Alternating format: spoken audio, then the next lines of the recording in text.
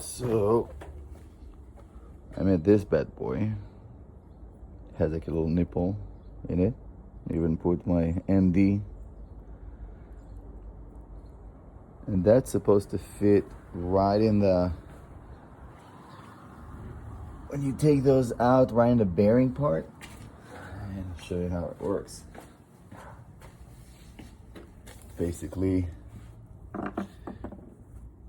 you connect the, let me do this. You connect the grease pump, and you start pumping grease in it, you see? And that's supposed to basically grease the bearing from the inside. How sweet is that?